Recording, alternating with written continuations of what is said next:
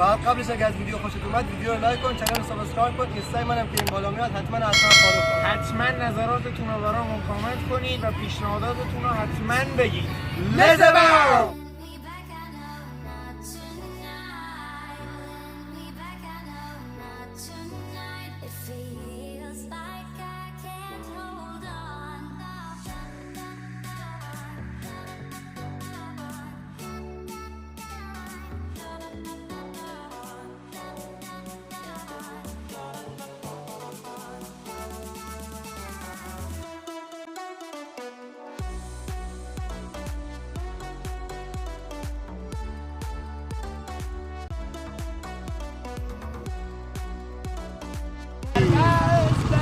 آقا مسیح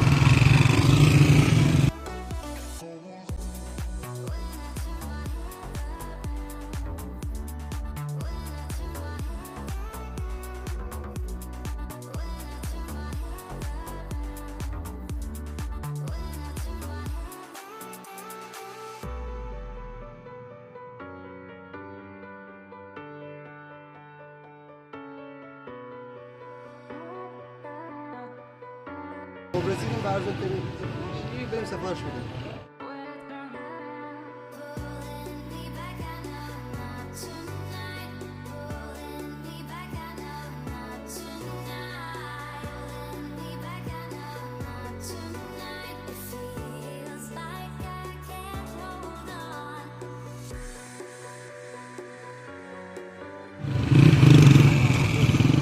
خب حالا بریم پیتزای ارزان تستش بکنیم ببینیم چه جوریه.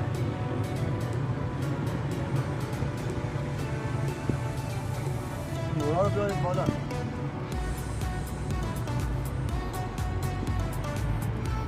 چطوره؟ قبول.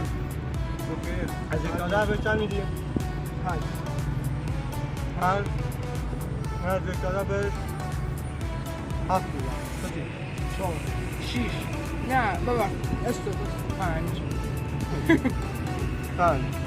خب بریم پیتزای گرون.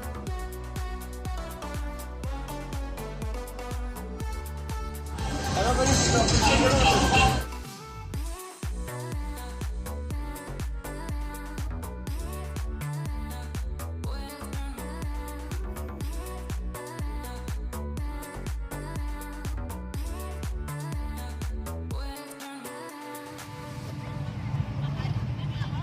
خب یکی یکی بردارید بزنیم.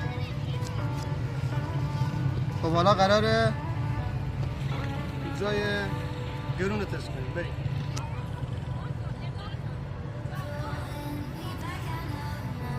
پیتزای ارزون و اولی 45,000 تومان بود و پیتزای دومی 220,000 تومان بود.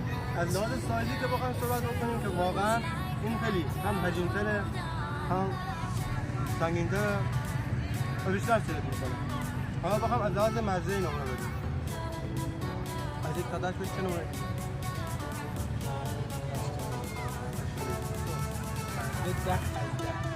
10 منم 9.5 میدم. 7 و 75 خیلی همونه فقط مواد زیاده بیش همینه مواد معلومه که کیفیتش خیلی بهتره از لحاظ کیفیتی. حالا حتما شما داخل کامنت ها نظراتتون رو برای ما بنویسید و بنویسید که از لحاظ ظاهری کدوم یکی از اینا بهتر بود. بهش خودتون هزینه کردیم و هزینه لایک و کامنت و ساب یادتون نره. لزباو